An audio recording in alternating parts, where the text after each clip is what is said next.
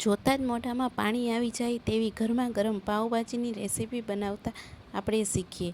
તેના માટે સૌપ્રથમ બટેકા, ફ્લાવર, કોબીજ અને રીંગણાને મીઠું અને હળદર નાખી બાફી લઈએ।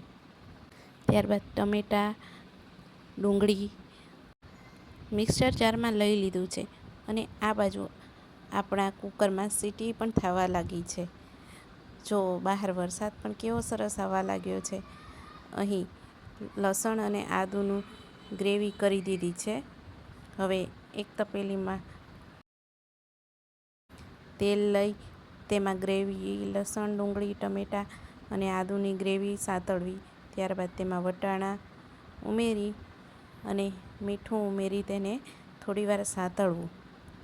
હવે આપણી શાકભાજી પણ એકદમ સરસ રીતે બફાઈ ગઈ છે। હવે તેને મેસરની મદદથી મેશ કરી લેવી।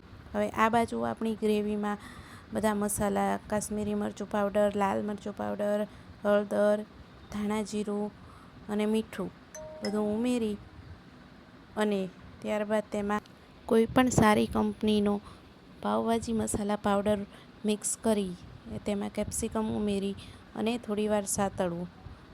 હવે આપણા શાકભાજીની પેસ્ટને તેમાં ઉમેરી અને તેમાં જરૂરિયાત મુજબનું પાણી મિક્સ કરી તેને હલાવવું। તેના ઉપર ગરમ તેલમાં કાશ્મીરી લાલ મરચું ઉમેરી અને તેનો વઘાર પણ તેના ઉપર રેડવું, જેથી તેનો ટેસ્ટ અને દેખાવ એકદમ બહાર લારી પર મળે તેવી જ પાઉંભાજી જેવો લાગે। હવે એક પેનમાં ઘી ગરમ કરી તેમાં પાઉંને સારી રીતે શેકવા। જુઓ, દેખાય છે ને, જોતાં જ મોઢામાં પાણી આવી જાય તેવી ડિલિશિયસ પાઉંભાજી। જો મારી રેસીપી ગમી હોય તો મારી ચેનલને લાઇક, શેર, સબસ્ક્રાઈબ